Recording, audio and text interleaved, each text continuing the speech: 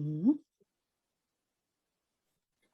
Welcome, Nynke. Nynke, we've been collaborating for turning 2 years now, and I'm glad to have you in this regenerative conversation. I've taken in this project of talking to women and uh, really getting into the heart of their restorative and healing practices. And when I started this, I was immediately my head was like, okay, I need to have a Mhm. conversation with Dinka about rituals.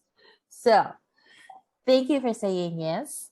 Maybe we can Yeah. start off with, tell us something about you, what it is that you do, hmm and how did you get into ritual design in the first place? Yeah, I can share. So I'm Nynke, and I'm 46 years old, and I live in the north of Holland with my husband and my son. And I create conversations and circles, and I am a rite of passage facilitator, which is also a ritual-based thing, a transformational ritual for people. And besides that, I work with you on community rituals, designing rituals for communities. And I do a lot of rituals myself too in my household. So that's where I'm at and how I got into rituals. I used to work with kids, teenagers for years. And I think it's more like I intuitively knew that rituals mattered for that age.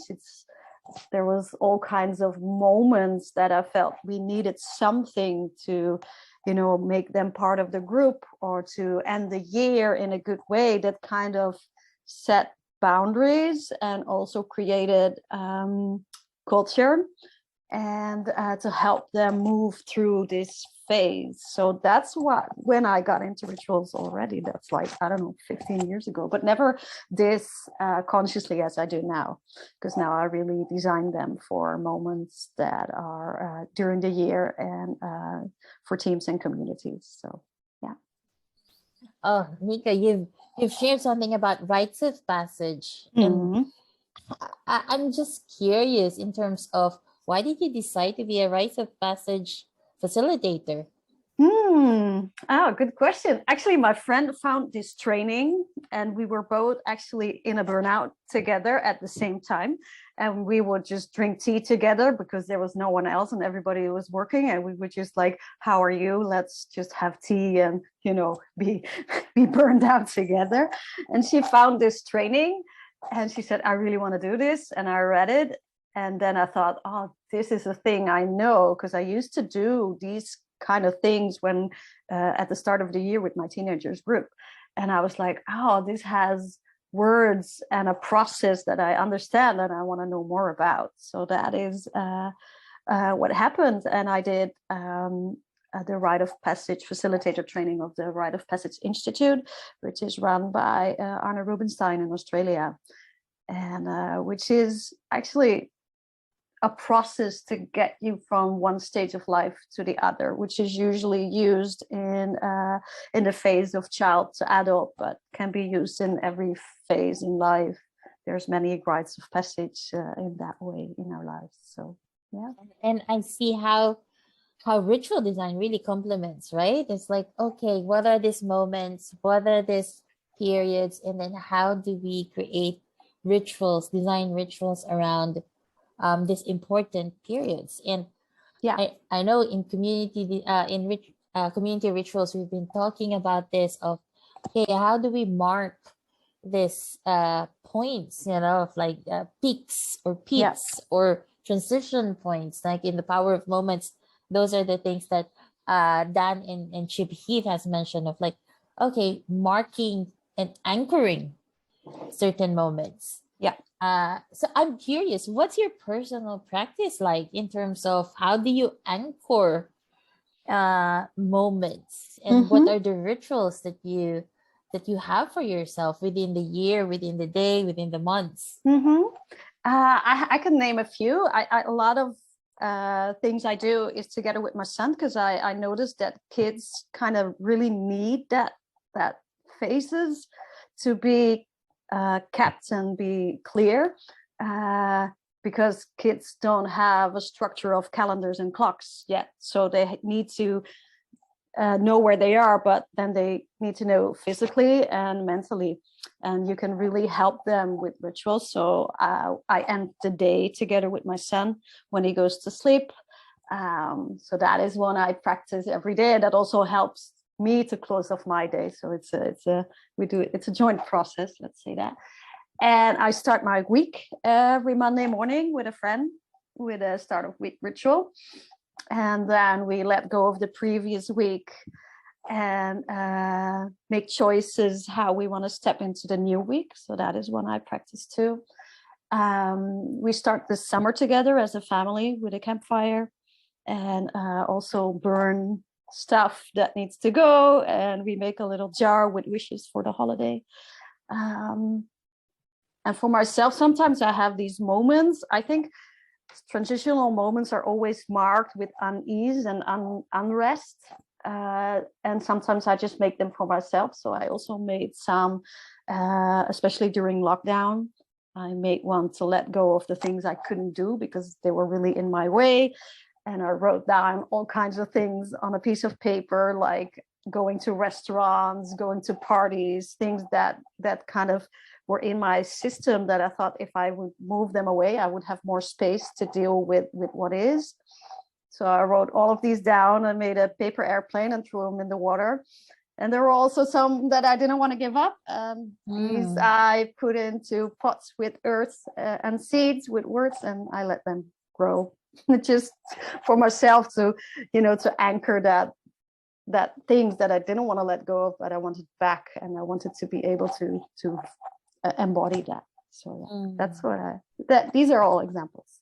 Yeah. Oh, just listening to your examples, it feels so restorative already, right? It feels so nourishing. And I'm curious in terms of when you're finding it difficult, right? It's like normally when we're finding things difficult, the general tendency is to actually retreat instead of leaning in and asking for support, or thinking about, oh, what are the practices that I do.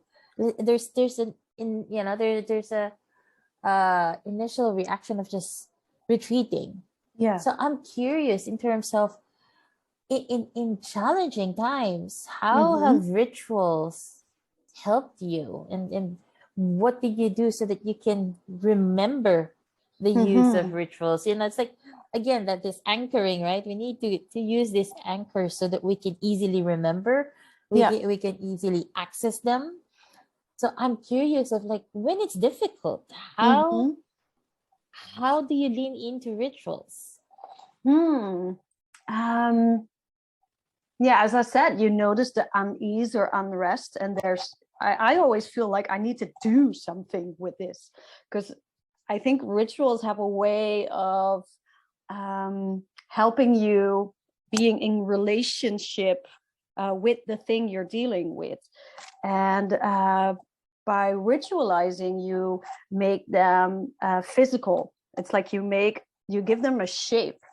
So a while ago, I was feeling unsupported.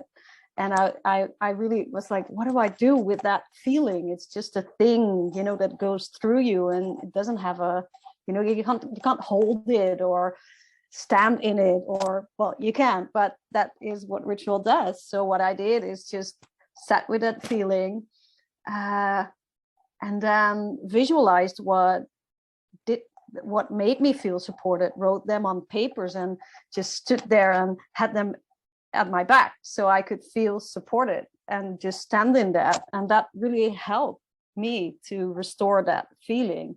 So I think for me, ritual, and because I make them and practice them, it gets easier, I guess, to find that shapes. But you can always do that, I think. Yeah, to embody them and to make them physical and act with them. Then you can be in relationship, and then you kind of, you're not separated, but from the feeling is still there, but you can, you can make steps towards it or from it, or embrace it or let it go, like really physical, and that helps shift things inside. That's how it works for me. Yeah. So, this is really like, oh wow, you have a wealth of practices that you can already like. It's like having a toolkit, right? Of like, oh, this is a good metaphor for letting go. This is a good metaphor for having a support. So, what would be your suggestion for someone who's just starting in adding more rituals to their lives, especially now, right? Given this period that we're in. A lot are changing, a lot are shifting, and not just the shifts that we're experiencing, but also, but also like the complexity of the period. So I can imagine that there's a lot of people who are looking for ways to ground themselves. What would be your suggestion for someone who's just very new, very novice? Doesn't have any clue on how to start with rituals in adding rituals as a restorative practice? Yeah.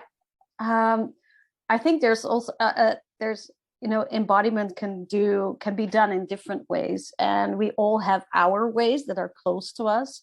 I used to be a dancer, so I like to move with my body, but you can also be somebody who draws easily.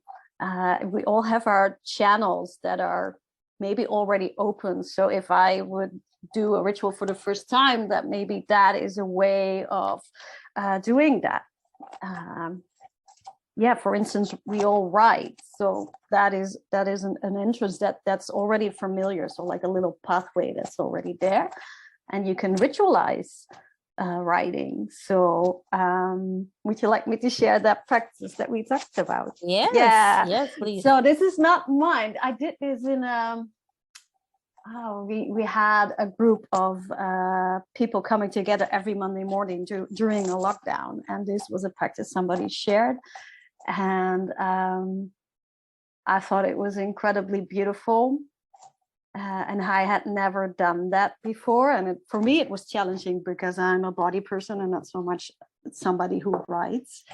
But the practice was to get a piece of paper and light a candle and write down, I love you because, and then write yourself a love poem. And that's a challenging practice, but it's really beautiful and easy. Well, it's not easy to write it maybe, but it's easy to do and to practice. And I thought it was very beautiful. And you can also choose to do it together and write and read your poems to each other. And you can also hang it, somewhere visible and pay attention to it and put the candle next to it, and every time you feel a little bit about yourself, you can grab that candle and light it again to get that sense back of writing yourself a love letter and the love you have for yourself. So that's an easy one. Oh wow, that's very powerful. I mean, especially for someone like me who likes to journal. That has been for myself the morning journal, the morning passages or morning pages from Julia Cameron. It's something that I've been practicing for years already, since I was like as a young adult, ever since I I read Julia Cameron's book. And writing has been really cathartic for me. So I can imagine this more directed, like more prompted way can also bring up something. And I love it that it's not, because when we think of rituals, people will be like, "Ooh, it's something that's religious." That's one, right?